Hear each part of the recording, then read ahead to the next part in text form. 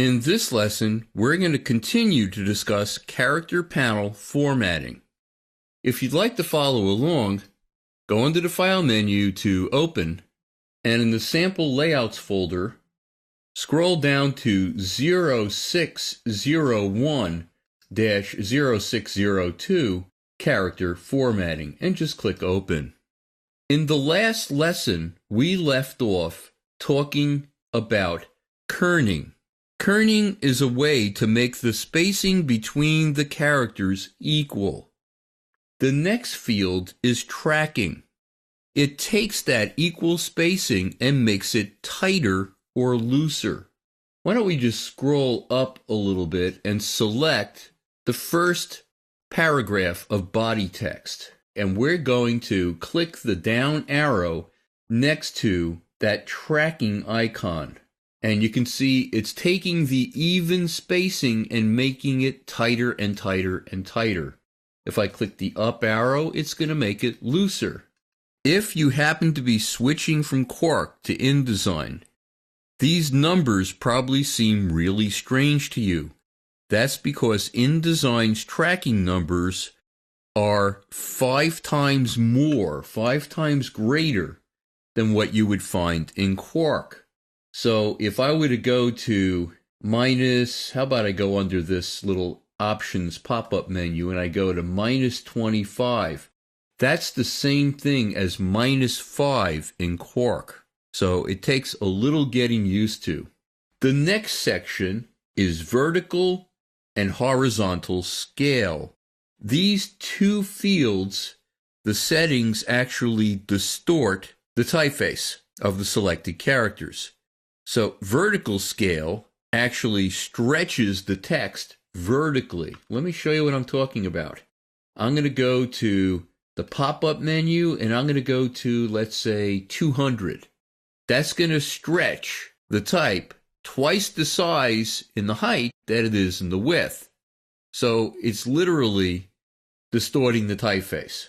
Not a good thing. I never use vertical scale. The reason being, I'm going to zoom in a bit here. It's changing the height of the characters by stretching it out, but it's not adjusting the leading. So my characters are actually running into each other. Let me just go back down to 100%. And I'm going to instead make lettering that looks condensed in the same way as stretching it out vertically, only I'm going to do it with horizontal scale. I'm going to choose 90%. You can see that it is squishing it slightly. Now, anytime you squish or distort the characters to extremes, it's not going to be a good thing. Let me show you. I'm going to click down and I'm going to choose 25%. It's distorting the type so much that it doesn't look like the same typeface anymore. The parts of the characters that are supposed to be the thickest are now the thinnest.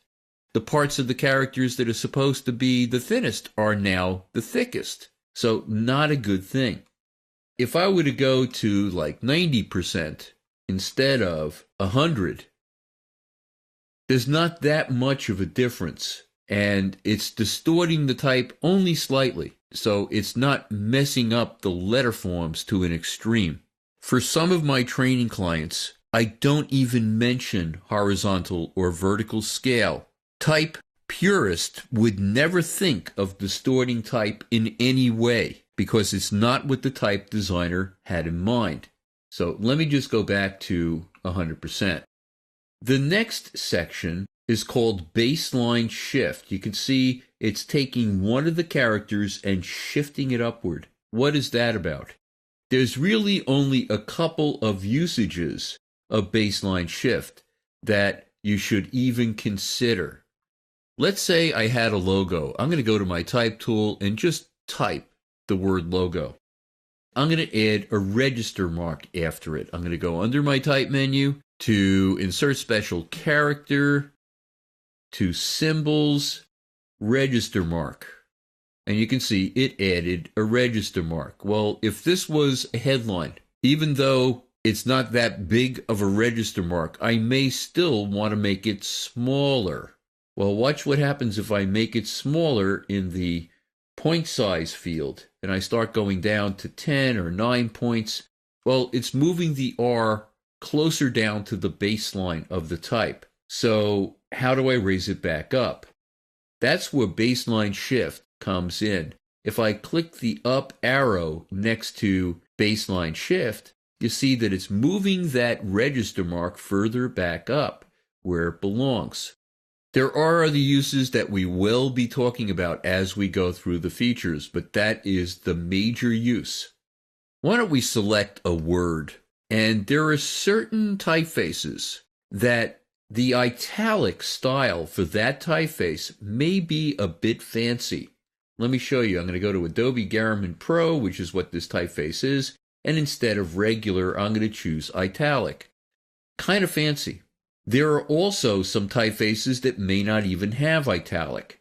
But what if I wanted to make type look italic when it doesn't exist, or when that particular style in a certain type family is too fancy?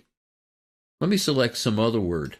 And instead of making it italic in the style field, I'm going to click my up arrow next to this, which is skew or false italic. It's slanting the type over 1 degree at a time. I'm going to go to about 13 or 14 degrees, and I'm going to click off of it. Now, is that italic? Absolutely not. But if I really had to use italic, this could be acceptable. So it is a good alternative if italic doesn't exist or it might be too fancy. We're going to continue to discuss character formatting in the next lesson.